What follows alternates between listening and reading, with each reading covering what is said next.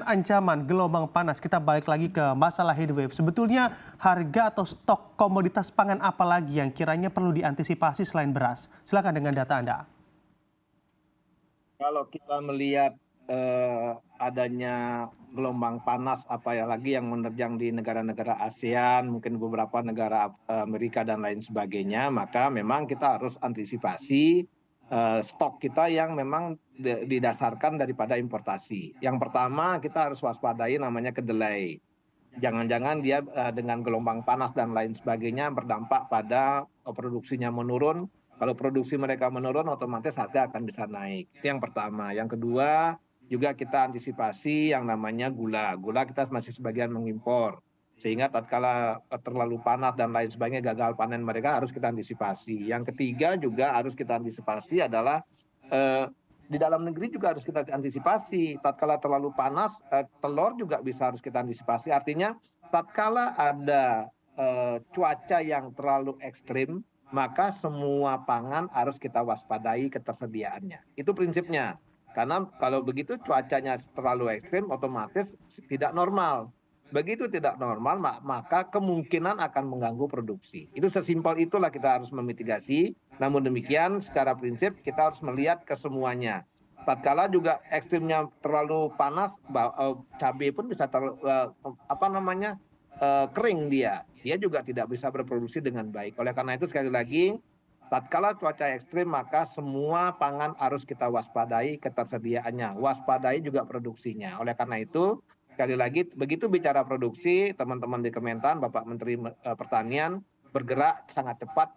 Kita bisa melihat, kita bareng-bareng bisa melihat beliau kanan kiri bergerak turun ke lapangan untuk memperkuat produksinya. Oleh karena itu kita mesti juga mendukung dari sisi kami dari sisi pasca panen Kailir juga memastikan data, memastikan ketersediaan, kemudian kita berkolaborasi sehingga dari situ kita akan bisa memitigasi apa langkah-langkah kebijakan yang harus diambil oleh pemerintah. Demikian Mas Bram. Oke, baik Pak Ketut. Sinergitas begitu ya antara Bappenas dan juga stakeholder untuk menyikapi terkait ketersediaan stok di ancaman gelombang panas ini. Saya akan kembali ke Pak Henry. Pak Henry, dengan musim panen raya atau di masa tanam Oktober hingga Maret 2024, apakah tingkat produksi berasnya sudah sesuai target atau harapan dari para petani? Sepanjang pemantauan kami hasilnya cukup baik, ya sangat baik, dan karenanya menurut kita juga harapannya di tahun ini juga baik ya, dengan tadi harus diperhatikan masalah airnya tersebut maupun perubahan cuaca ini bisa saja menimbulkan panas yang berlebihan maupun ya banjir di lain tempat.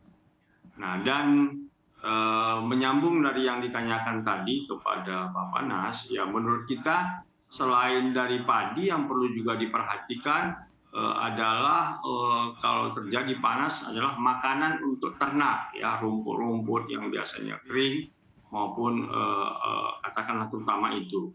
Nah, dan juga tanaman-tanaman hortikultura kita yang relatif sensitif ya terhadap perubahan cuaca. Ambillah contoh cabai, ya itu juga memang sangat sensitif. Nah, karenanya kita harus punya perencanaan penanaman ya terhadap hortikultura ini, baik cabai, apakah bawang, ya supaya memang mencukupi kalau terjadinya perubahan cuaca maupun ya terjadi panen yang besar, ya ini kan problem yang sampai hari ini belum terselesaikan adalah ketika panen besar hasilnya berlimpah dan ketika ada gangguan cuaca ataupun masa pengaturan penanaman nggak cocok, harganya bisa melambung tinggi sekali. Ini yang menurut kita perlu diatur, sehingga menurut kita Bappenas ya harus memasukkan tanaman ini bahagian dari perlindungan. Misalnya kayak di Malaysia itu mereka juga punya HPP untuk cabai. Ya. Saya nggak tahu sekarang berapa HPP-nya, tapi beberapa tahun yang lalu itu ya mereka bikin misalnya 10 ringgit ya per kilogram atas harga minimum cabai. Kita ini bagaimana? Kelihatannya juga perlu demikian karena problem yang dihadapi oleh petani cabai adalah ketika panen besar harganya jatuh sekali dan ketika pengaturan panennya ya tidak tepat waktu ya harganya melambung sampai mendekati di atas 50.000 bahkan ada yang mau kadang mendekati Rp1.000. Oke, baik. Semoga juga terus maksimal begitu ya tingkat produksinya teman-teman tani di seluruh Indonesia agar memang mampu untuk mencukupi ketersediaan stok kita agar memang pemerintah tidak membuka keran impor beras lagi. Terima kasih Pak Ketut dan juga Pak Henry telah bergabung bersama kami di siang hari ini. Tentunya sukses dan sehat selalu untuk Anda. Siang Mas Bram, Pak Henry, sampai ketemu.